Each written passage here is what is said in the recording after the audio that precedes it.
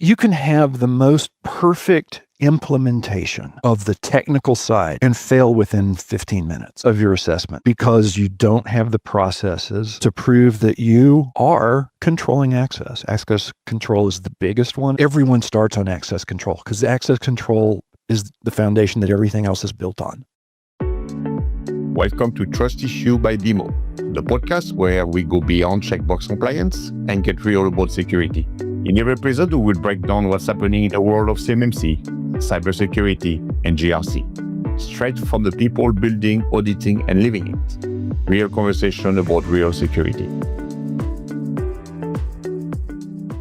Welcome to Trust Issues. On today's episode, we're joined by Norris Carden, lead certified CMMC assessor and principal consultant for Centaur, working directly with defense contractors preparing for certification. Norris has a really awesome perspective that he's going to be bringing today, having been on both the implementation side of NIST 800-171 for years and now going to the C3PAO or auditing side of the business, evaluating organizations seeking certification. Cool. The first thing I would love to ask is just, how did you go from TV to CMMC? I feel like a lot of people I'm talking to, either they started in the military or working for the government. TV's a new one. Yeah. Well, there's you an interesting one. I was a television news guy, carried a camera, even carried a camera in the Army when I shot you. You were supposed to live. Became the computer guy in the newsroom.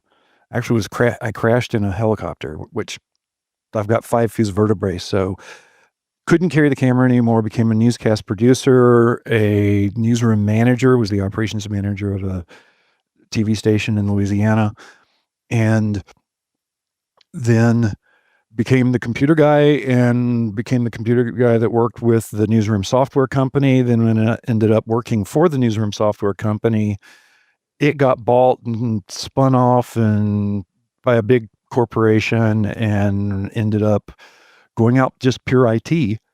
I'd been doing computers. I bought a Mac in 1985.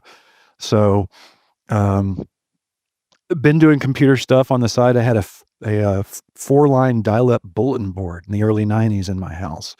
So, the tech stuff was there.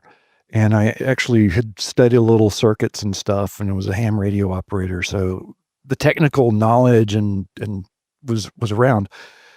So from the newsroom Windows server type of thing with Windows for Workgroups and desktops, working with that and the dial-ups and my own things that migrated to the internet. My first domain I didn't have to pay for.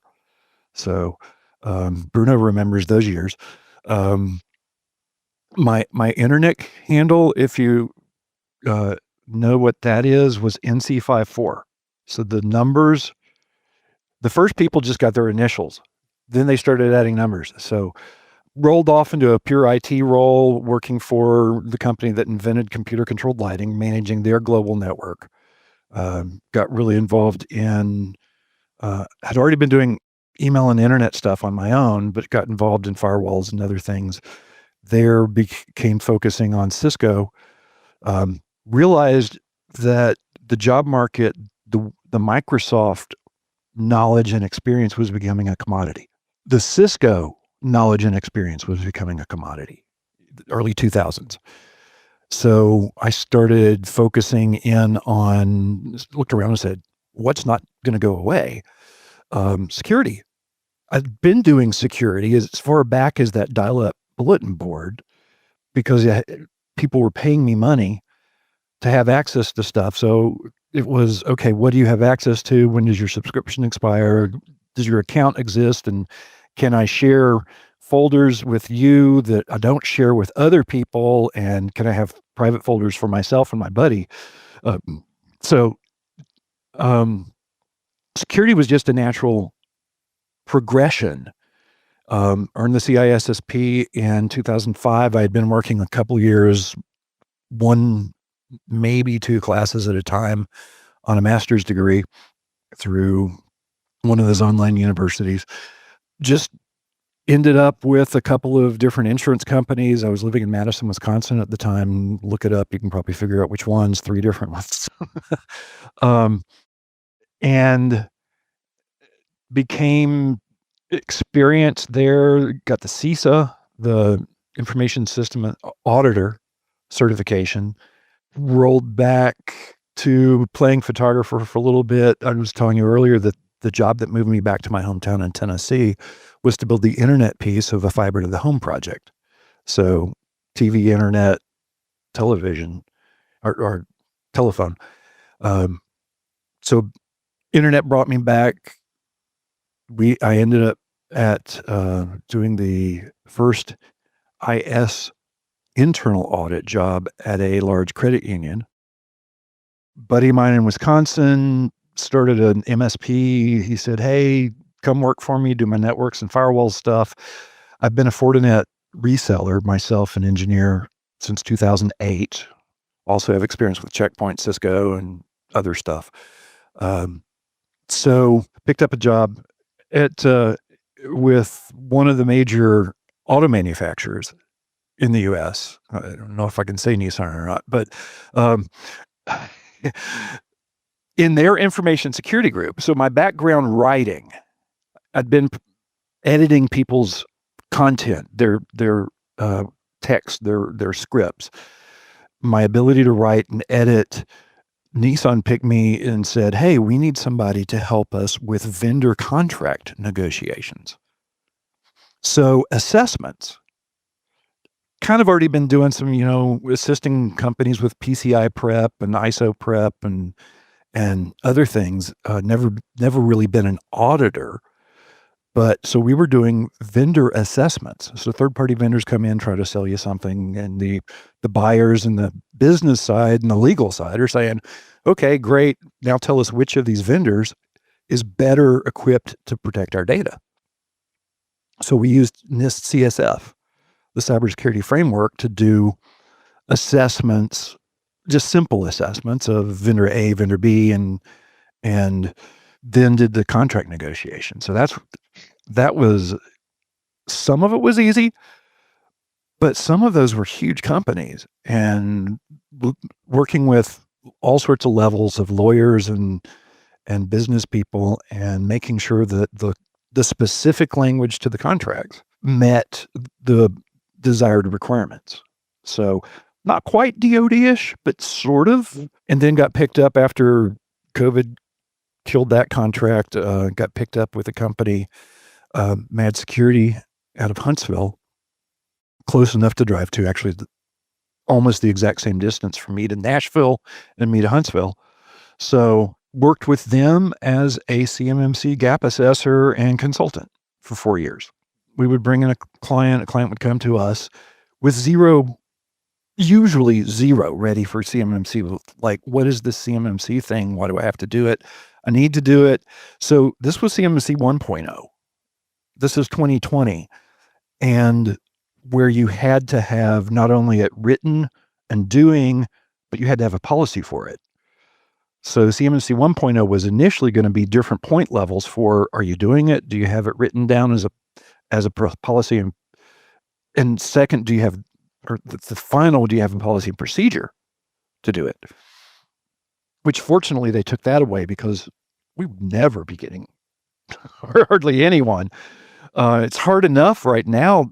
Unfortunately, it's hard enough right now to get the organizations seeking assessment to be ready to be assessed. So that was the beginnings of, and then, a year or two later, learning, going through as a consultant all of the errors that people make in learning about CMMC. Somebody else paid me to do that.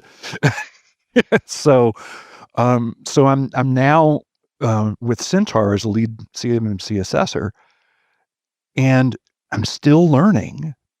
We had a huge discussion this morning among our team and on inheritance. A couple of years ago, like 3-4 years ago, after being with MAD for a little while, oh yeah, the assessment guide has all these objectives, not just the 110 requirements, these 320 objectives, we need to write our SSPs to this. So a year ago, I was hired as an independent contractor by a company who had been told in January by their C3PAO, you're not ready. And it took less than 5 minutes when they showed me their stuff to say, actually, it probably took about 1 minute. You're not ready because you have an implementation statement that does not address A, B, C, D. So I've been on the consulting side doing the gap assessments, and I learned a whole lot. Yeah, my first gap assessments were not very good. We learned, hey, we're interpreting this one wrong. We're interpreting. It's Now, also probably, I my need issue to go with CMMC. You can still do a Yeah. lot of interpretation. You Yeah. know, it's I can put 2 or 3 assessors in the same room, and on some will be this. Oh yeah. And we'll get to one stupid little thing that an assessor and I had an argument over. So, but going from being the consultant, learning that, I self-funded because Mad Security did not pay for me to get the CCP or the CCA. So I self-funded $6,000 to get the CCP training, the CCP certification, the CCA training, the CCA certification, the lead CCA. During the year that I was going through that, it was almost exactly a year between the first time I talked to, because I knew the Centaur people because they were in Huntsville, but the first time I talked to their recruiter to when they sent me hey, come talk to us again. And I knew a couple of the people, the CISO who started up this C3PAO section. He and I talked over the years at ISSA events. Hey, what do you think of this? What about this FIPS thing? The firewalls are going to get patched. And so all of that stuff, all of those questions that the organizations that haven't been doing this for years start not really knowing it, not really thinking about it, or maybe it pops into their head, hey, it says FIPS validated, but this is not the version that's FIPS validated. So what do I do? So a lot of those things, yeah, I've had the opportunity to work through in my own head and learn from others and learn from doing. And you kind of touched on the different interpretations of something in talking with, as I was getting my assessment certificates and I was sending out updates to C3PAOs and saying, hey, this is my status. I'm going to be available.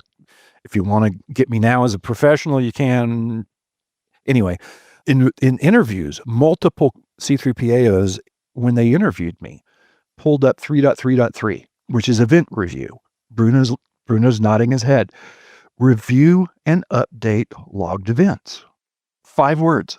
And it's so misunderstood by people, and I misunderstood it for years. What that's asking you to do is periodically, not every day, this isn't, hey, go look at what's logged. This isn't the review what is in your logs. This isn't the go and make sure that... Always make sure you have a log. It's make sure you have the logs. It's to make sure you have the logs and the logs are logging what you need them to log. And that the ones that are supposed to be logging are there. I've heard of a client, they upgraded their firewall, put a new firewall in, had a DibCAC high. This was before the CMMC stuff. Knew that everything was good. They upgraded a firewall. They missed 2 things when they replaced the old firewall with the new firewall. They didn't have all of the logs going that they expected to have going. They had some. I can't remember what it was that wasn't logging that they weren't getting, but doing their continuous monitoring. And the other one was they didn't set the time source to be the time source that their SSP, their system security plan. One of the requirements is specify your time source. New firewall. They forgot to double check and make sure, hey, new firewall, let's make sure our time source is right. But they're continuous monitoring, which is not your annual, hey, let's annually look at everything, but your continuous monitoring plan that you need to have of, hey, and one of the best ones I've seen is in January, we're going to go over these 10 controls. We're going to look at these 5, 3, 2, 3, whatever policies that are related to these controls. We're going to check those out. February, we're going to do another batch. March, we're going to do another batch. I've also seen it to where every week we're going to make sure these things are going. I believe like the way I do it is monthly, same thing. So monthly you divide, and every month you go over, so you don't have to do a one full week to review all at once. Yeah. Well, the other way I've seen it is, okay, these are things we're going to be checking anyway every week. Like, did anyone try to log in from Istanbul? On those weekly things, we're going to check these things that are relevant to that type of a check. On a monthly, maybe quarterly, we're going to confirm that the list of users in Active Directory match the list of users that I have as authorized. For me, it's interesting what you are saying, because for me, the way I see it, I take at BMO a client, we have two teams, the security team and the compliance team.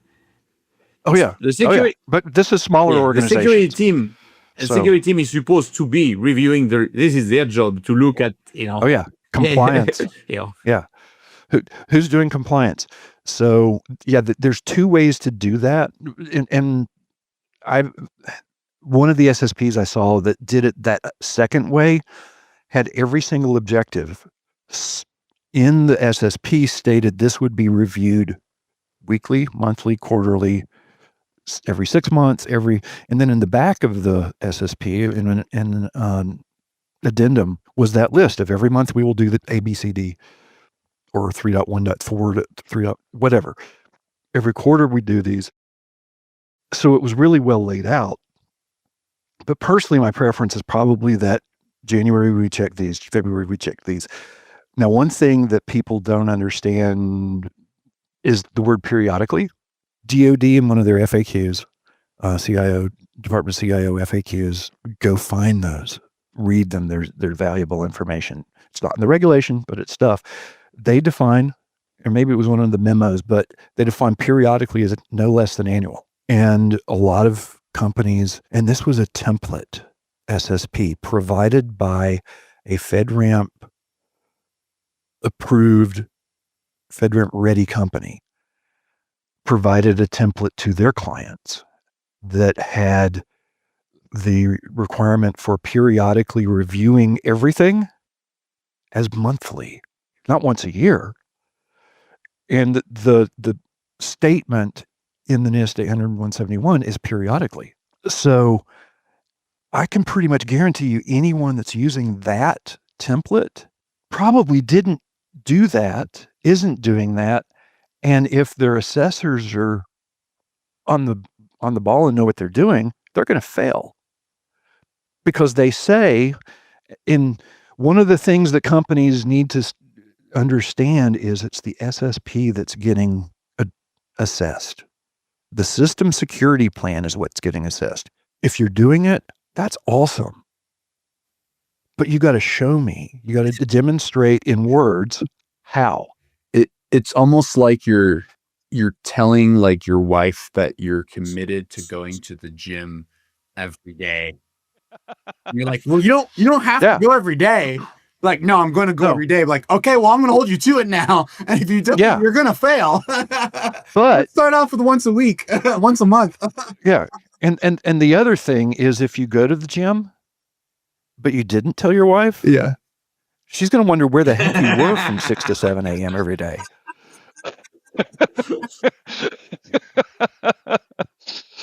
So you gotta write it down. Yeah, I like that. I'm gonna use that somewhere. You don't gotta go to the gym every day. One of the other things we run into, and my boss came up with this one. The little companies that say, okay, why do I need to be CMMC assessed? Why do I need to get that certificate? I don't have any CUI. I've never had CUI, and anyone that's worked with the DoD knows that DoD has been negligent in the past about labeling stuff as CUI. So they say, I don't have CUI. Why do I need this certificate? Well, one, the DoD says if you want to get a contract, you got to have it. But what they need to understand, and my boss describes it this way: you've got a restaurant, you're building a restaurant. You don't have food yet. You don't have customers yet. You have to be inspected before you can open. You have to be able to show the inspector, this is where I'm going to store my food. This is where I'm going to prep my food. This is how I'm going to prep my food. This is where I'm going to clean up. This is how I'm going to clean up. This is how I'm going to keep the restaurant clean and neat. And we've got all the things to keep rodents out and whatever. You're preparing the restaurant to open. You're preparing your business to do business with the Department of Defense when they require a CMMC certification. I just today saw something that the Navy released about their one of those things that they do for smaller businesses, or we're trying to try new things to give them the chance to bring something to the Navy that the Navy would want to buy. But it specifically said that to bid, you had to have done a CMMC self-assessment. And we're in the year right now until November where the DoD has said with the phased-in approach that self-assessments are acceptable. But this proposal thing that they have out that I saw, and I could share the link or whatever later, specifically said that they may require an actual certificate before you can be awarded a contract. So my client last year that I worked with for 5 months, they really only see CUI in the bid proposals. Most of their workers actually work on military bases using government furnished equipment. So they're out of scope and they get to access all sorts of CUI and in doing their work there. But this company only sees it during the bid process. If I'm DoD and I'm saying, I want you to protect my CUI, and by the way, you're only going to get CUI when you're bidding. If you want to bid, you'd better have a certificate. There's so much in the, and I touched on this earlier, and Bruno and you guys have probably talked about this also. There's so many companies that just aren't ready. They come, we talked, what what happens? Like, I would imagine that most of the people are more likely not ready. So what happens, let's say Centaur is working on, I don't know, 100 CMMC assessments right now. Well, our first step is the sales process tries to weed out as well as they can you're not ready. We're not going to sign you up unless our sales guys. Oh, interesting. I guess for them, it's right. The person has to be ready. Like on our case, we prep the company. We do their level. So when we say from a BMO, you are ready, then we engage the C3PAO. Sure. And the C3PAO knows. So you'll turn people away and say, like, I'm sorry, I'm here to do an engagement with you because you're going to take up too much of our time because you're literally not ready. There's 4 phases in a CMMC assessment. Hopefully most companies will never get to phase 4, because phase 4 is you have a POAM and you need to fix some things that we found wrong. Phase 1 is we're looking at, are you ready? Are you prepared? So we have a kickoff call. Then we have a scoping call, and the scoping call is actually required. I don't know if they called it that, but we call it that. There is a call required by the regulation, or a meeting. We have to agree on the scope. They have to show us evidence that there is enough information there for us to do an assessment. We're not assessing anything. Now, we may choose to look at a couple of the 5-pointers, the biggies, and say, you haven't written this right. Or like the example I gave of my client last year, who didn't even put out stuff by A, B, C, D, didn't even address each objective. If we get to the scoping call and you provide us with your SSP, can be your draft, doesn't have to be your final one, your network diagram, your data flow diagram. And if you look at us and say, what's a data flow diagram? What's a network diagram?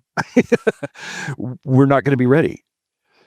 If we get that and we can't agree on the scope, well, one of the things that's required is we do agree on the scope. We have to agree. They have to present, yes, these are our CUI assets. These are our CRMA assets. These are our security protection assets, et cetera. This is out of scope. Our guest network doesn't have anything. It's out of scope. It exists or whatever. And in the scoping call, we make a determination, are we good to proceed? So, and this is stuff that a year ago I didn't know, because when I was working with that company that got told, no, you're not ready, it was okay. And I was had just been training for the CCP certification. Your problem, tell me if I'm correct. You cannot really tell, you can just say you're not ready, but you cannot really give detailed information, correct? Because you are the assessor. I can't assess. I can't advise. I can't consult. I can't tell them how to do something. I can say, you're not ready. I don't see enough information here. I don't see that. I could say, you haven't broken it down by objective. You have not given me the information I need to assess every objective. Your network diagram doesn't, to what you've explained to me, actually demonstrate the environment. I mean, there's things I can say. I can potentially say, I would expect to see a connection between your Office network and Microsoft. If you're using so Office that's a tell 365. if things are going bad. If you're saying, I would expect to see. Well, the problem there is we've already signed a contract. Yeah. So what we were hinting at is our salespeople try to narrow down because they don't want to have to. Okay, think about this from the perspective of the business owner, the C3PAO's business owner. I've got a limited number of assessors. It requires us to have 3 assessors to do an assessment. Now you can have 2 teams running, have 2 assessors on 2 different assessments, and one of those can be the QA for the other team. So you minimum 3, 2 teams, 4, et cetera, on up. I've got next week 2 assessments scheduled. I've got 4 assessors. Let me go a little bit further out. Next month, tomorrow I'm doing a scoping call with somebody. Next month, they are scheduled already. They are on the schedule for a specific week for the assessment. If they come to the scoping call, they're not ready, and I as a lead assessor say, you're not ready, we're going to have to reschedule you. I now have my boss now has 2 assessors, minimum, possibly 3, not doing billable work that week. 6 months ago, when I was trying to find a job, 6-8 months ago, I was looking at 1099, the contract as needed stuff, which there's some awesome numbers out there being thrown around for lead CCA to do those. But I mean, you're responsible for your own insurance. You've got to have your own liability insurance. You've got to take care of everything yourself, pay the taxes, et cetera. And what if you're a 1099 assessor? You were planning on being able to take your family to Disney World because you had something scheduled. Now you've got a week where you were planning on income and you don't have it. So to the individual contractor, it's a little bit different than me as a W-2 now. As an employee, my boss now has to come up with something for me to do. So I see many CPO will make you pay a fee if you have to delay, which I find fair. Yes. I don't know what they exactly came up with. If you're outside of 30 or 45 days or something and you need to reschedule, I don't think we're charging a fee. If you're a week or 2 away, yeah. Is that probably going to charge a week? Like, I'm curious as to well, we pushed out the scoping calls to, instead of being like 2 weeks in advance, 2 weeks ahead. We've tried to push them out to 6 to 8 weeks ahead. So that will give us a chance to do a second scoping call maybe and say, hey, we didn't see something here. Then it elongates the entire process also. But it's already elongated because we're booked. Now, there's a little bitty secret there is that company Charlie just got pushed because they weren't ready. Their week just opened up. So, Bruno, if you've got a client that's ready and this isn't a solid number in 2-3 weeks, 4 weeks, whatever, we could have an opening. Wink, wink. I'm kidding. So, if somebody is absolutely ready, and Bruno says, "Hey, go check with and say they might have an opening faster." One of my clients that that I'm lead on, I just did a mock assessment, and we highly recommend companies do a mock assessment. Yes, a mock assessment, and I'll get back to where I was going with that because it's the same client, and I should be able to keep the train of thought going. The mock assessment is treated just like a real assessment. We don't have a quality assurance assessor. Sometimes they're only done with one assessor, but usually it's still two. So there's a little bit less overhead in doing it because we don't have the QA. And it's possible our sales guys might charge a little bit less for the mock if we're doing the formal also, but it's the exact same thing. We run through it as if we were assessing. We can't consult. We could say, I would expect to see that all of your devices are using the same time source, and you're going to get a report that says not met. And that will give an organization the chance to have time to go back and fix it. It also gives you a chance because we're trying really hard to not have someone be a lead assessor in 2 successive weeks, back-to-back weeks. It's a whole lot easier to be the second assessor. Lead assessor has more responsibilities, has to keep things going, has stuff to do outside of the time that you're interviewing. Of course, the second assessor is also going to preview stuff the week before or a few days before and get an idea of what's going on and what's there. They'll have been on the scoping call probably.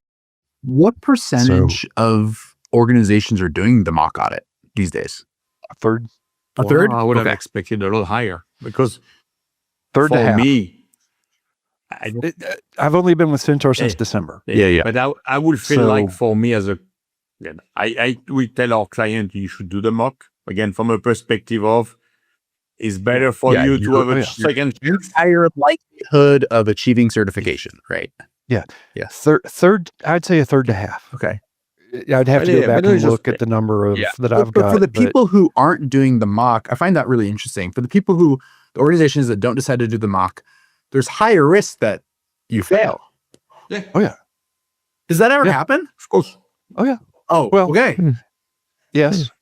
Now there's an interesting thing that was, if you were a follower of the Cyber AB organization that keeps the everybody up to date ecosystem, they have their monthly town halls. Highly recommend we attend them. Attend those or look back at them. A couple of months ago, it was brought up there that it's possible to convert an assessment that's ongoing, that you've started, into a mock. If you failed, that failure gets reported to SPRS, and DoD will see that you failed. If you have the plan and DoD looks at and says, okay, you've done a self-assessment and you have a plan, but then you fail, self-assessment and a plan with a fail is not going to get you something. We had a discussion internally. We really don't want to do that. We'd rather be harder, and harder is not quite the right word, more firm in looking at the details for the scoping call during the scoping to say, yes, you're ready. No, you're not. I'm not going to take the time for a scoping call to go into every single requirement and notice, and there's no way I'm going to know up front that your time sync on your firewall and your Active Directory server are different sources. There's no way I'm going to know that until the actual assessment. Now, the good news is that one's POAMable. So I have a question for you that I always wonder. So maybe you can, if I go to the SOC world, and as part of the SOC is you were doing type 1 and you had 3 months, you need to have data for 3 months before you could go to SOC to type 2. For the CMMC, when you go do the assessment, do you need to have X month prior of running it, or do you consider the assessment can be your month number 1? And which means you don't have much history of you going through the... Let's go back to the restaurant. You're building a restaurant that you intend to serve food in. If you've got, where I'm understanding is you're saying, okay, I've got a new exactly new like the restaurant, we just created a new enclave, or we were going to do the whole enterprise and it's just too darn much. So we've built an enclave. If you're not going to be able to show me that you've got a year's worth of audit records because your SSP says you're going to retain everything for a year. You've been in it for probably a couple of months. You may not have had a chance to do a tabletop exercise and test it. Do you have it on the calendar? Do you have a plan that shows me that you will meet this requirement that you say you're going to meet? You haven't been around for a year, so you haven't done a periodic full assessment. So yes, it is possible. We'd like to see some evidence that you followed change control. You've added a user. You followed the change control process. You did a background check. Maybe it's a new enclave and everyone's already employed. To your point, you have to authorize. I see something different between, I need to prove background check. I would expect you to do background check independent of compliance. You should be doing it.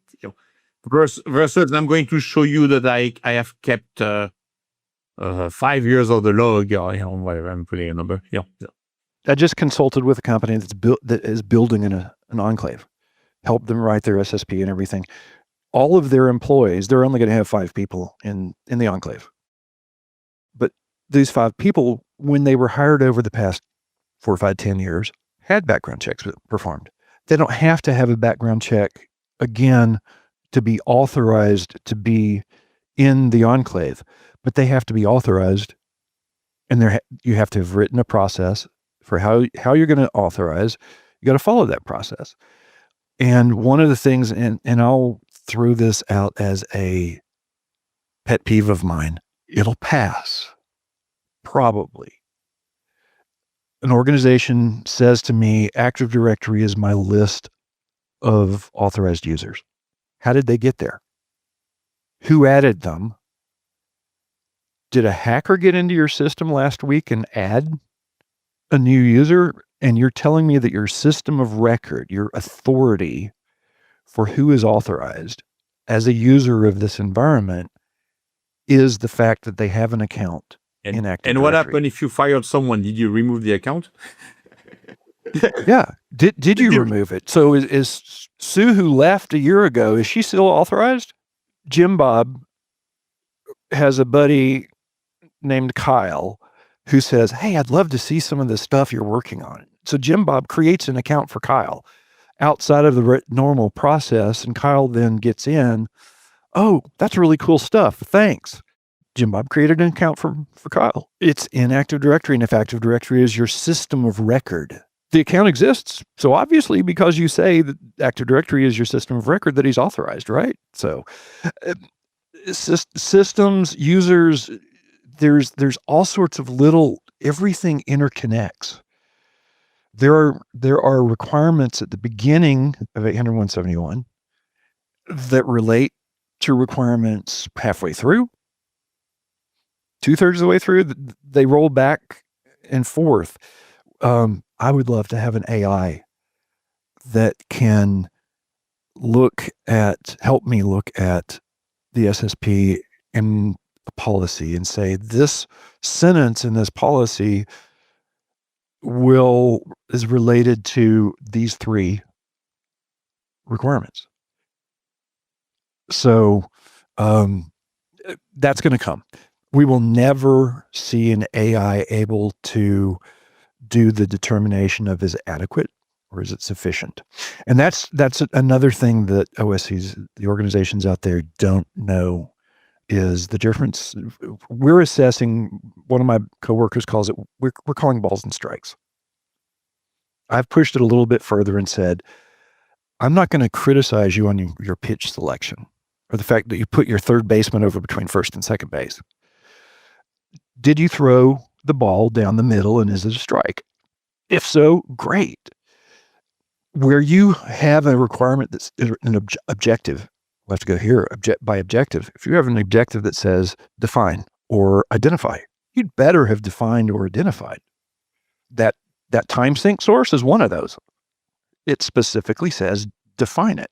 So like these are lots of like tips and tricks, but like if you're like an OSC and you're doing this for the first time, how are you supposed to know all these tricks that you already know? Hire somebody that knows what they're doing. Yeah. That's it.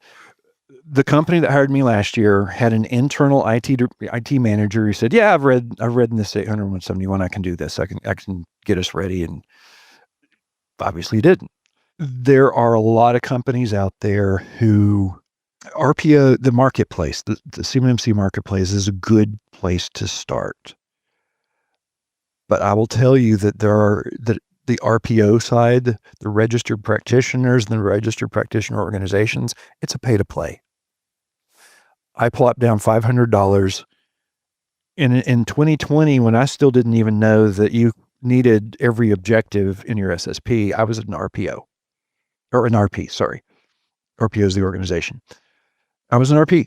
My training provided didn't I remember taking even the first test, and it was easy to get, and you're like, I don't feel like I know that much. Oh yeah. Yeah. And it didn't go over 800-171. It went over the ecosystem. It was like, what is the cyber AB? What is an RP? What is an RPO? What is a training organization? What is an assessor? It was that type of thing. So I highly recommend get somebody. If you go to the marketplace and look, what is it now, about 800 certified assessors? I can't remember the number. 400 or 500 of those are leads. There's 1,100 professionals. I should have looked at those, but those numbers are probably out of date. Not every single one of those is working for a C3PAO. Not every assessor, not every lead assessor is working for a C3PAO. There are column RPOs, there are consulting organizations that have CCPs and CCAs on staff. There are businesses that are hiring CCPs and CCAs to work for them, to help them, only them. So wherever you can, get somebody that has experience, get an organization that has helped other organizations pass their get their certification. So you wouldn't recommend just like a director of IT going in it all by themselves? Do they understand NIST 800-171? Do they understand if they have experience with 853, with RMF, with the world of NIST? For me, my learning on my side is also, you may understand the IT side, but do you understand paperwork, the process, the expectation? I think it's this, I'm not. The company that hired me last year, that I spent 5 months in there full time, just about. Technically, they were very, very sound. Multi-factor authentication was in there. They had DMZ. They had everything else going. There were some segmentation things we had to come up with, and we had to come up with other stuff. But they had one policy that I kept. One policy I kept. Their disaster recovery. It was very well written. They were an ISO company. They knew how to do procedure. They knew how to do policy, but they didn't know how to do CMMC. We started, and I took a template. I had them buy a template from another company that happens to be a C3PAO. And this is even where I say, you need to understand it, know it. It took me 3 months to rewrite everything, working full time. So that template had errors in it. In the world in CMMC 1.0 in 2020, when I started, there were some of the requirements in the CMMC rewriting of NIST 800-171, where it said this requirement is for FCI, contract information. 800-171 actually says CUI. And when they went to CMMC 2.0, before the regulation, they renumbered. So 3.1.1.1 was not 3.1.1. Maybe it was, but there were numbers and they were grouped in different families. So if you had a previous template, you went and said, this is the one dealing with the time sync. It used to be 3. Whatever. We're going to change it to be 3. Now the new number. But we're not going to do the reconciliation to make sure that the wording there is identical. That template from this C3PAO that is the highly respected C3PAO, I highly respect them. They were huge in the early days of CMMC, and I'm not going to name them.